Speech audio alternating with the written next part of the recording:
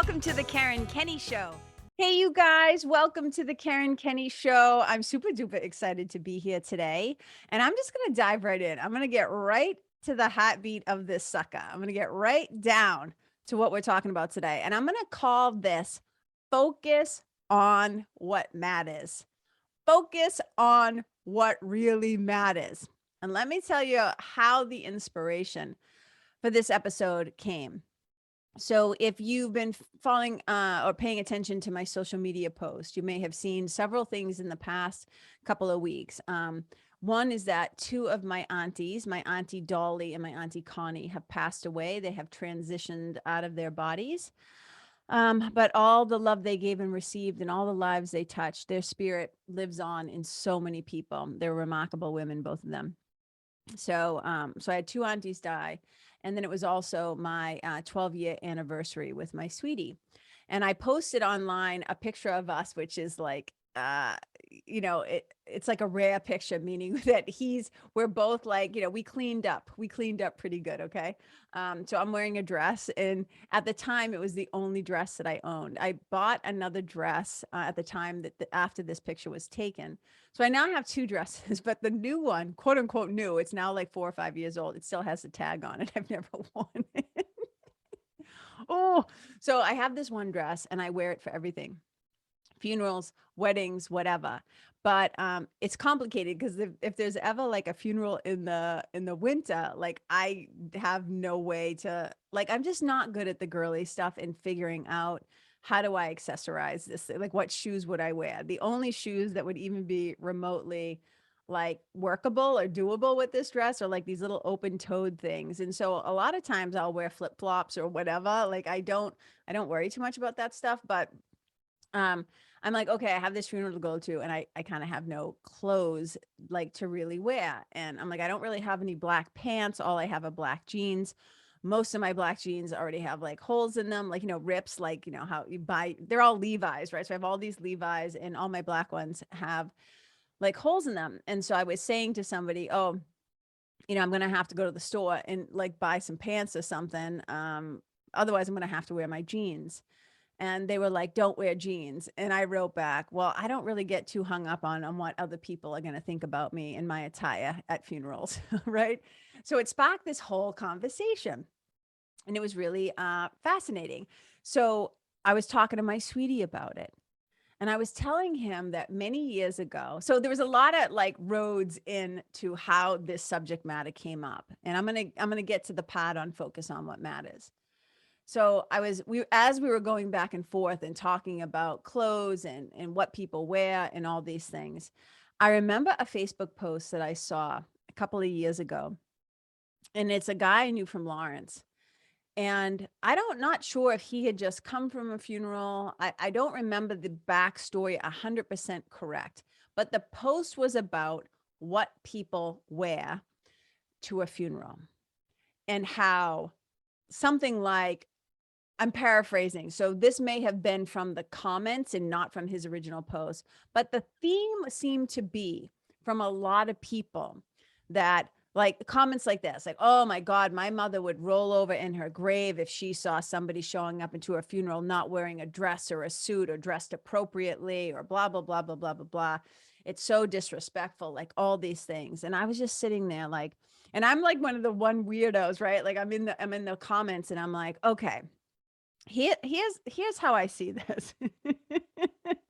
If you are at a funeral to support a family who has just lost a loved one, or to say goodbye to a friend or loved one, or you're there to pay your respects to a boss, an employer, an employee, somebody you knew in the community, somebody you grew up with, a friend, whatever it is, I'm thinking to myself, if you're there and what you're focusing on is what other people are wearing, then you have missed the damn point. If you're standing at a funeral and you're more concerned about what other people, the clothes that they have on their back, if you're talking shit about people, then the whole meaning is lost on you. Now, I grew up in blue collar city, Lawrence, Massachusetts, little mill town on the Merrimack River. A lot of hardworking human beings. Now, when you think about funeral hours, a lot of times they're like 4 to 7, right? People are either not out of work yet, or they're coming straight from work. And a lot of these people might be manual laborers. They might be mechanics or firemen or police or people who work with their hands, construction guys or whatever. Not once in my life. This isn't, and maybe my thinking is backwards. I always say people are totally allowed to disagree with me.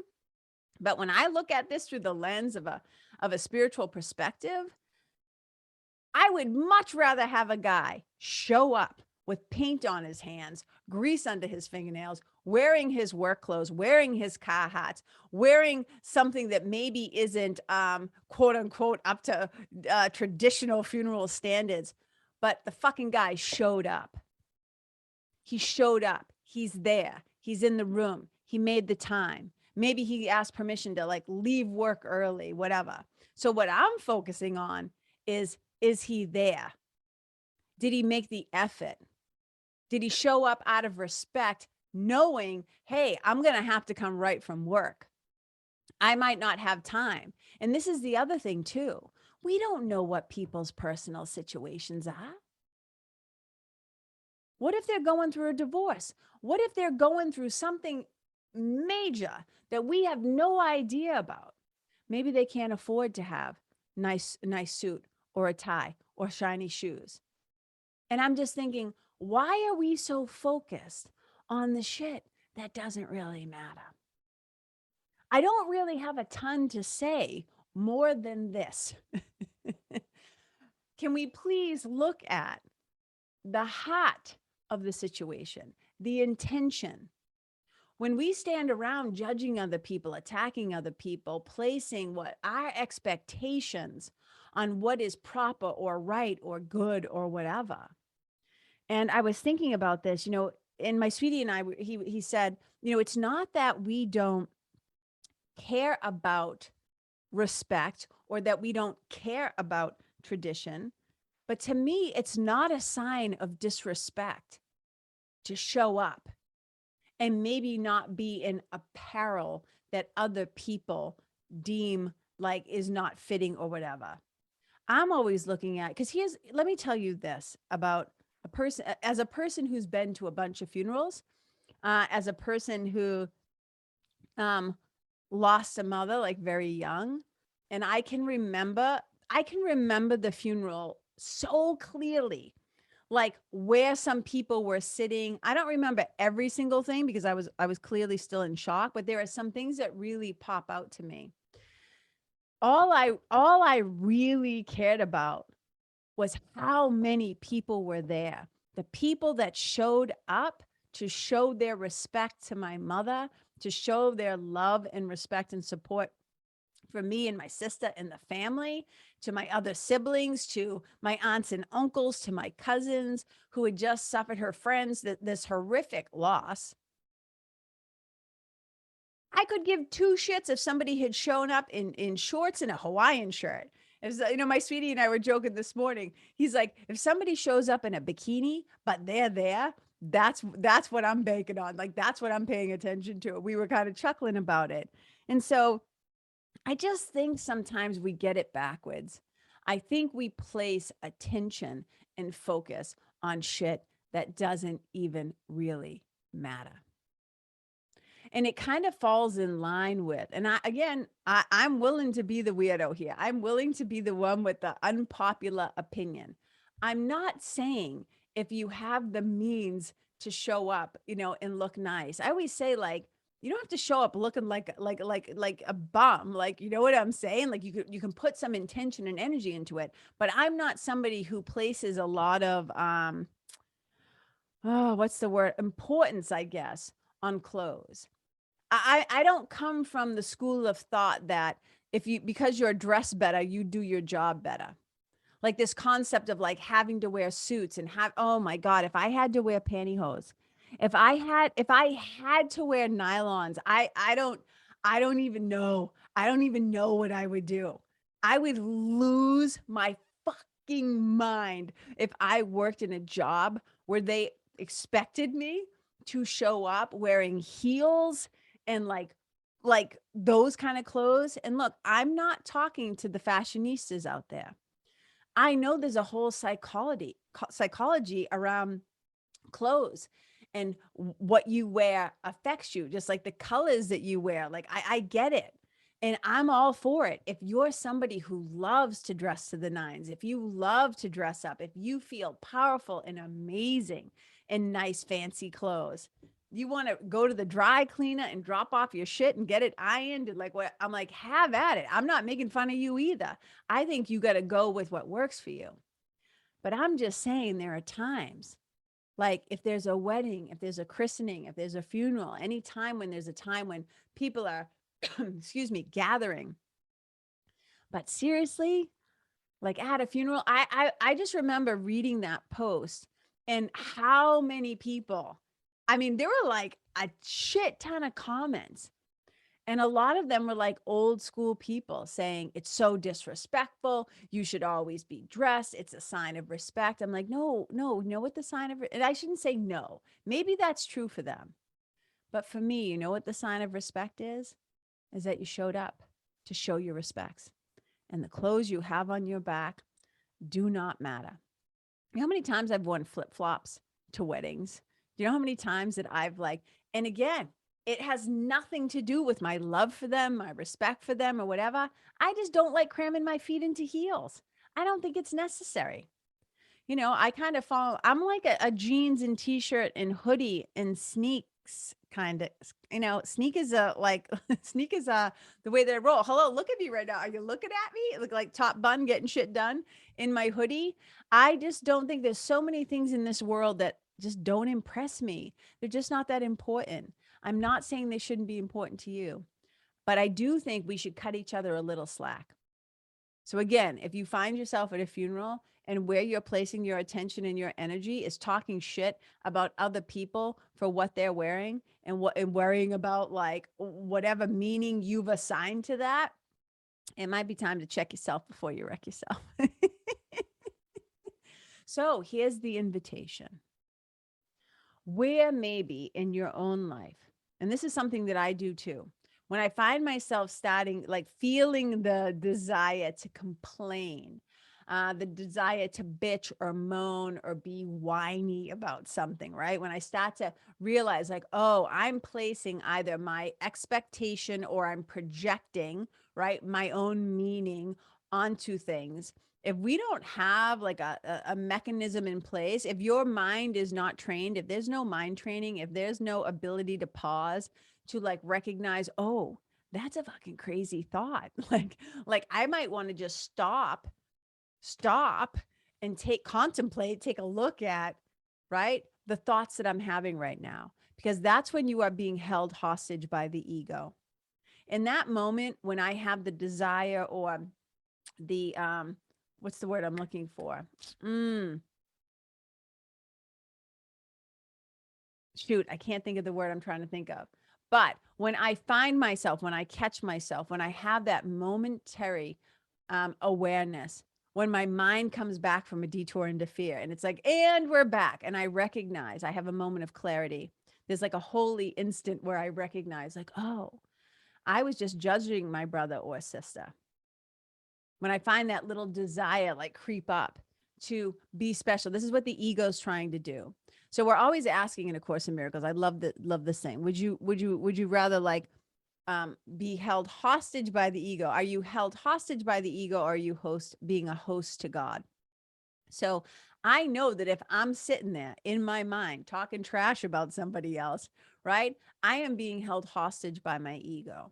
Now, this doesn't mean, let me be very clear here, because I think there's a thing that happens in spiritual circles too, where we don't allow people time to process.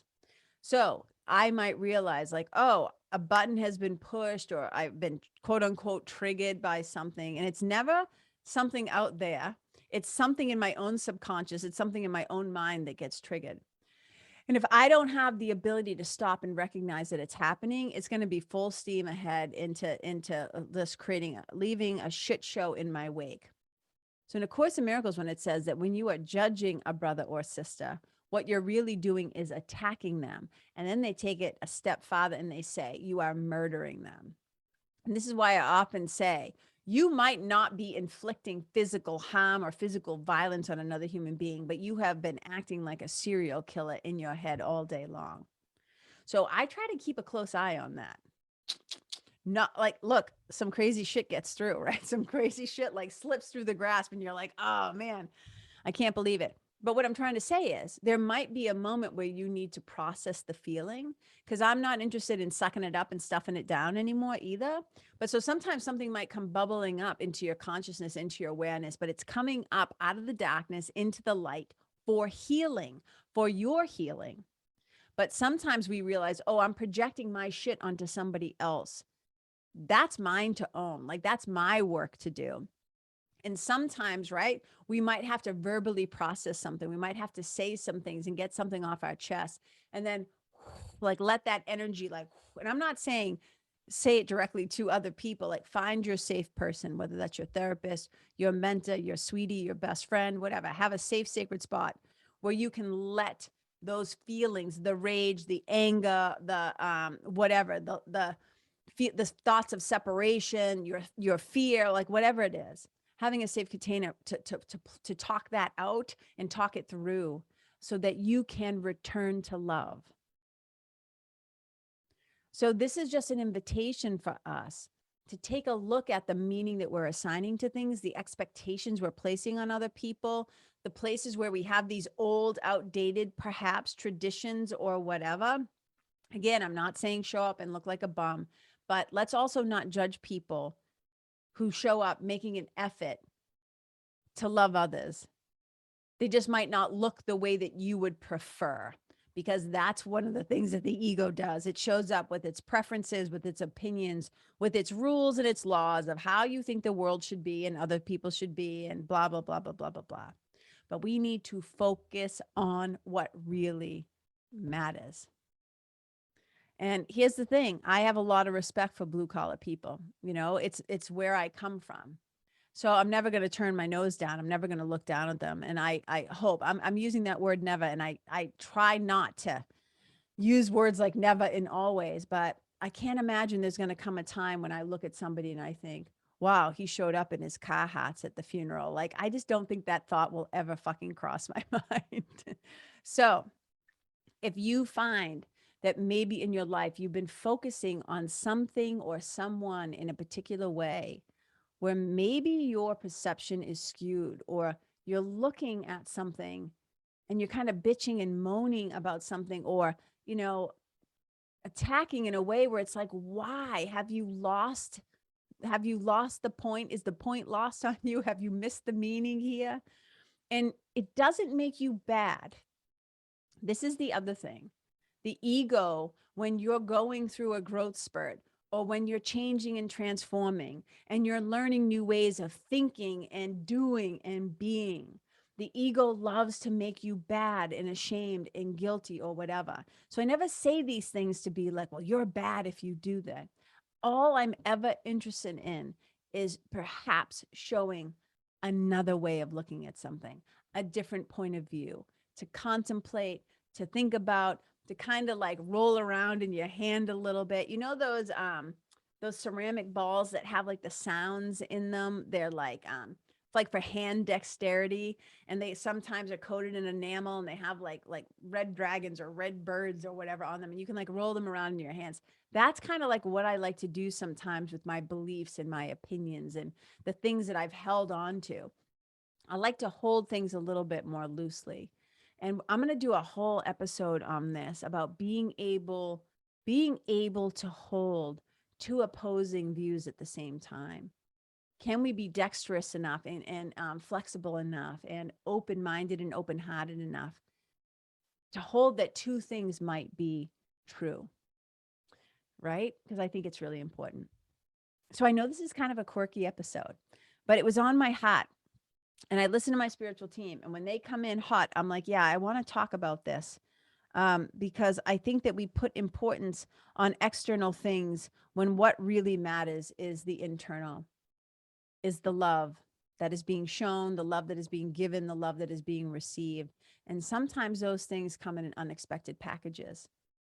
But are we emotionally aware enough, spiritually mature enough to recognize it when it's right in front of our eyes, even if it's dressed in a way that we don't expect? So that's what I have for you today. I love you guys. Next week, I think I'm going to be announcing something fun. So also, as good news is that the Nest is moving to an always open membership. So you don't have to wait. So if you listen to this podcast and, it occurs to you like, hey, I'd like to do some personal and transformational work. I want to join a membership and a mentorship in a community where, we're working on ourselves and we're talking about these kinds of things. And I can get some support from KK and support from the other Nesties or whatever. And it just calls to your heart. I would say if this piques your curiosity or calls to your heart, you can always just go to KarenKenney.com/nest to find out more. You can reach out to me. You can contact me through my website or on social media or whatever. And we'd love to have you join us. So stay tuned for next week's episode. Thank you so much for tuning in today. I appreciate you so much. I hope you're having a fantastic day. I hope you're taking good care of yourself. I know there's a lot going on in the world right now. And if you listened to last week's episode, I called it the tender spots. We all have a lot of tenderness happening in the world right now. We're affected by, the collective consciousness. And when our brothers and sisters in other areas are suffering, there's no way that we don't, on some level, feel that ripple effect. So I hope you're taking good care of yourself. You're taking good care of each other. You're taking care of the people in your home and in your community, in your neighborhood, and holding a positive vision and sending love to the brothers and sisters that we don't maybe come into contact with every day or every week or ever. They live in other parts of the world. So you guys, thank you so much for being here. Wherever you go, may you leave the people, the place, the animals, the environment, yourself better than how you found it. Wherever you go, may you be a blessing. Bye. Hey, you guys, thank you so much for tuning in to this episode of The Karen Kenney Show. I super duper appreciate your time, friendship, and support. And look, if something that I shared from my heart today somehow landed in yours, I'd love to hear about it. So please tag me on Facebook or Instagram or IG stories or wherever the cool kids are hanging out these days, and let me know what your favorite part was or what you found most helpful. You can find me over at Karen Kenney Live. That's Karen, KenneYlive. And if you're digging what I'm saying and you want to hear more, I'd be wicked grateful if you could go to iTunes and subscribe and leave a review, because you guys, that's how you'll help me to keep spreading the love. And if you can think of someone that could benefit from hearing this episode, please share it with them. I'd also love to stay connected with you. So if the feeling is mutual, please go to KarenKenney.com/freebie and download my free guide to building your spiritual team. Until next time, my brothers and sisters, keep living in the fearless flow. Know that I see you, I appreciate you, and I love you. And wherever you go, may you be a blessing.